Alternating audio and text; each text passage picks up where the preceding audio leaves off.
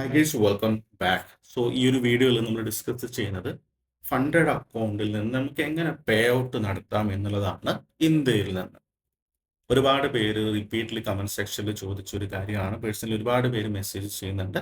അപ്പം ഈ ഒരു വീഡിയോയിൽ ഞാൻ നോർമലി ഇപ്പോൾ അവൈലബിൾ ആയിട്ടുള്ള ഏറ്റവും കോമൺ ആയിട്ട് യൂസ് ചെയ്യുന്ന രണ്ട് മെത്തേഡുകളിനെ പറ്റി ജസ്റ്റ് ഒന്ന് ഡിസ്കസ് ചെയ്യാം. ആൻഡ് അത് ഞാൻ ഏതാണ് ചൂസ് ചെയ്യുന്നതും പിന്നെ എന്തൊക്കെ കാര്യങ്ങൾ നമ്മൾ ശ്രദ്ധിക്കണം എന്നുള്ളതും, കാരണം ഇതൊരു ഗ്രേ ഏരിയ ആണ്, ഓൾറെഡി പറഞ്ഞിട്ടുണ്ട്.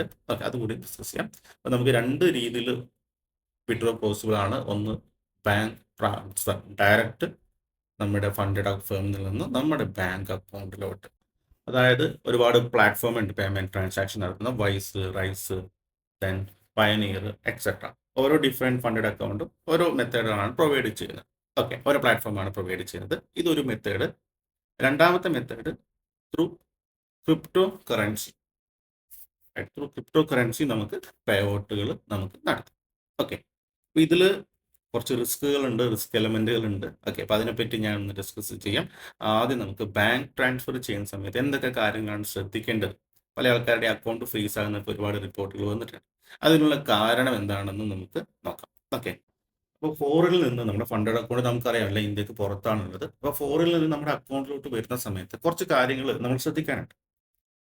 അതായത് ഫോർ എക്സാമ്പിൾ, ഇപ്പം നമ്മുടെ അക്കൗണ്ടിലേക്ക് ഒരു ലാർജ് എമൗണ്ട് ഡെപ്പോസിറ്റ് ചെയ്യുകയാണെന്ന് വിചാരിക്കാം. ഒരു വലിയൊരു എമൗണ്ട് ഫോറിനിൽ നിന്ന് നമ്മൾ പേ ഔട്ട് ചെയ്തു എന്ന് വിചാരിക്കാം. അതായത് നമ്മുടെ ഫണ്ടഡ് ഫേംസിൽ നിന്ന് പേ ഔട്ട് ചെയ്തു എന്ന് വിചാരിക്കും. ഓക്കെ, അപ്പോൾ ഇങ്ങനെ വരുന്ന സിറ്റുവേഷനിൽ നമുക്കറിയാം നമ്മുടെ ബാങ്ക്സിനെയൊക്കെ കൺട്രോൾ ചെയ്യുന്നത് RBI ആണ്, റിസർവ് ബാങ്ക് ഓഫ് ഇന്ത്യ. അപ്പോൾ അവർക്ക് അവരുടേതായ റൂൾസും കാര്യങ്ങളൊക്കെ ഉണ്ട്. അവർക്ക് ഒരുപാട് സോഫ്റ്റ്വെയർസും റോബോട്ട് കാര്യങ്ങളൊക്കെ ഉണ്ട്. അതായത് എന്തെങ്കിലും സസ്പീഷ്യസ് ആക്ടിവിറ്റീസ് നമ്മുടെ അക്കൗണ്ടിൽ നടക്കുകയാണെങ്കിൽ അവർക്ക് അത് അലർട്ട് കിട്ടും. ഓക്കെ, ഇപ്പോൾ നിങ്ങളുടെ അക്കൗണ്ടിലുള്ളത് ഇന്ത്യൻ ബാങ്ക് ഒരു സാലറി അക്കൗണ്ട് ഉണ്ട്. അതിൽ നിങ്ങൾക്ക് 20K അല്ലെങ്കിൽ 30K ആണ് ഒരു ആവറേജ് എമൗണ്ട് നിങ്ങളുടെ അക്കൗണ്ടിലോട്ട് വരുന്നത്. ഓക്കെ, പെട്ടെന്ന് ഒരു ദിവസം നിങ്ങളുടെ ഫണ്ടഡ് അക്കൗണ്ടിൽ നിന്ന് ഒരു $1000 വിഡ്രോ ചെയ്യുന്ന സമയത്ത്, ഫോറിനിൽ നിന്ന് വിഡ്രോ ചെയ്യുന്ന സമയത്ത് അതൊരു റെഡ് ഫ്ലാഗ് ആണ് ബാങ്കിന്. അതായത് അവർക്ക് അറിയാൻ പറ്റും, അതായത് ഇങ്ങനെ നിങ്ങളുടെ അക്കൗണ്ടിലേക്ക് ഒരു ട്രാൻസാക്ഷൻ നടന്നിട്ടുണ്ട് എന്നുള്ളത്.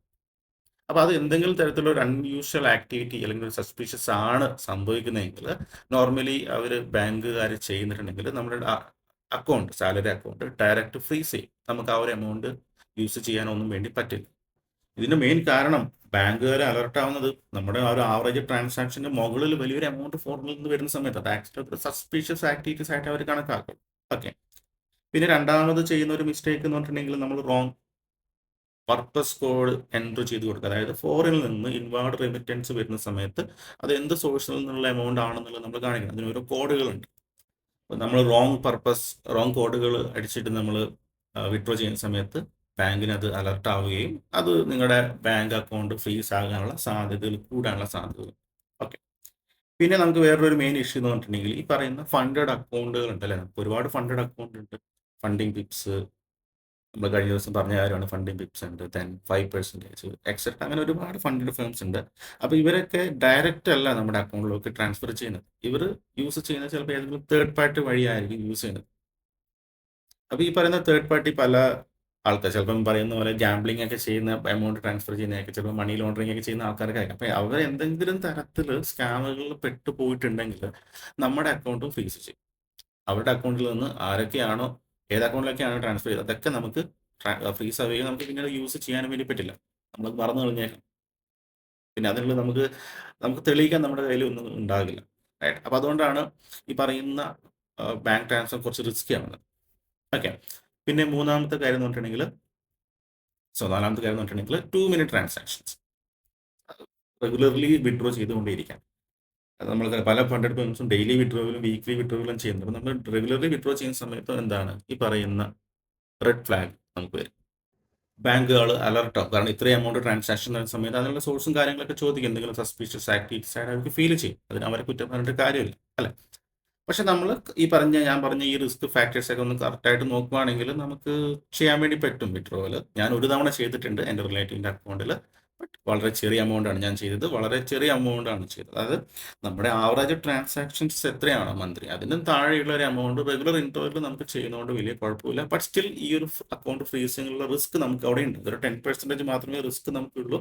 ബട്ട് സ്റ്റിൽ സാധ്യതകളുണ്ട്. അപ്പോൾ എപ്പോഴും നമ്മൾ അലർട്ടായി ചെയ്തുകൊണ്ടിരിക്കാം. നമ്മളെപ്പോഴും ആ ഒരു യൂസ് ചെയ്യുന്ന അക്കൗണ്ട് എന്താണ് അതിൽ ബാലൻസ് കീപ്പ് ചെയ്യാതിരിക്കുക. വിഡ്രോവലിന് വേണ്ടി മാത്രമേ ഒരു അക്കൗണ്ട് യൂസ് ചെയ്യുക കാര്യങ്ങളൊക്കെയാണ്. ബട്ട് സ്റ്റിൽ ഞാൻ നേരത്തെ പറഞ്ഞതിന് ആ ഒരു 10% റിസ്ക് നമുക്ക് അവിടെ ഉണ്ട്. ഓക്കെ, അതുകൊണ്ട് തന്നെയാണ് ഇന്ത്യയിൽ നിന്ന് ഫണ്ടഡ് ഫേംസ് ട്രേഡ് ചെയ്യുന്ന ട്രേഡേഴ്സ് ഈ ഒരു ബാങ്ക് ട്രാൻസ്ഫർ എപ്പോഴും റിസ്കി ആണെന്ന് പറയുന്നത്. കാരണം ഈ ഒരു അക്കൗണ്ട് ഫ്രീസിനുള്ള സാധ്യതകളുണ്ട്.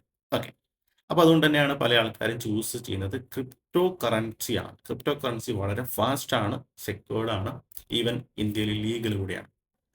സോ നമ്മൾ ഫോർ എക്സാമ്പിൾ നിങ്ങൾ ഫണ്ടിങ് ടിപ്സ് എക്സാമ്പിൾ നിങ്ങൾ അക്കൗണ്ട് ഇവാലുവേഷൻ ചെയ്ത് പാസ് ചെയ്തു, നിങ്ങൾക്ക് $500 പ്രോഫിറ്റ് കിട്ടി എന്ന് വിചാരിക്കാം. ഇനി നിങ്ങൾക്കത് വിഡ്രോ ചെയ്യണം. എങ്ങനെ? ത്രൂ ക്രിപ്റ്റോ വഴി. സോ അതിന് വേണ്ടിയിട്ട് നമ്മൾ ആദ്യം ചെയ്യുക, എല്ലാം കറക്റ്റായിട്ട് രീതിയിൽ ഫോളോ ചെയ്യുക. FIU രജിസ്റ്റേർഡ് ആയിട്ടുള്ള എക്സ്ചേഞ്ച് ഉണ്ട് ഇന്ത്യയിൽ.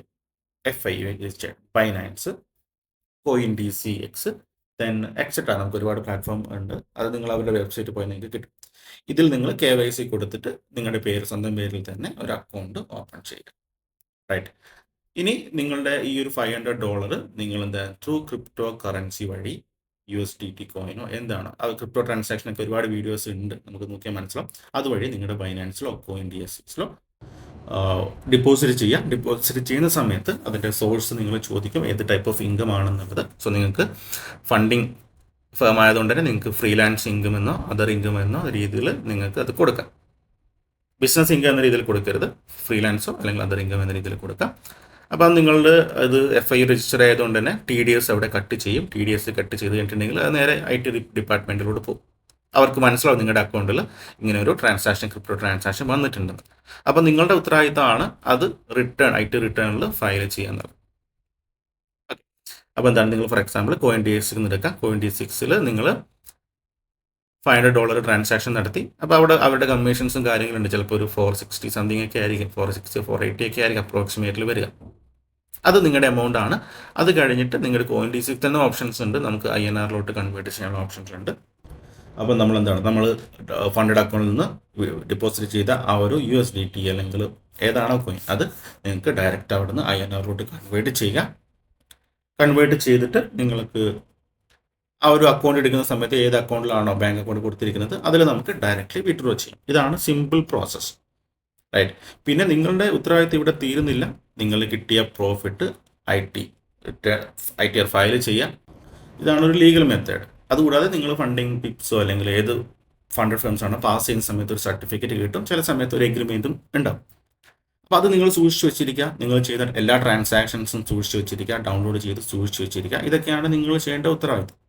അപ്പോൾ ഒരു CAനെ കോൺടാക്ട് ചെയ്യുവാണെങ്കിൽ കറക്റ്റായിട്ട് ഈ കാര്യങ്ങൾ പറഞ്ഞു തരും, എങ്ങനെയാണ് കറക്റ്റായിട്ട് ഫയൽ ചെയ്യേണ്ടതെന്നുള്ളതും എല്ലാ ഡീറ്റെയിൽസും അവർ കറക്റ്റായിട്ട് നിങ്ങൾക്ക് കിട്ടിയ ഇൻകം അതൊരു അതർ ഇൻകത്തിലോ ഫ്രീലാൻസ് ഇൻകത്തിലോ ഫയൽ ചെയ്ത് കറക്റ്റായിട്ടുള്ള ലീഗൽ വേ അവർ പറഞ്ഞു തരും. ഓക്കെ, അപ്പോൾ എപ്പോഴും ചെയ്യേണ്ടത് FIU രജിസ്റ്റേർഡ് ആയിട്ടുള്ള അക്കൗണ്ട് മാത്രം ചെയ്യുക.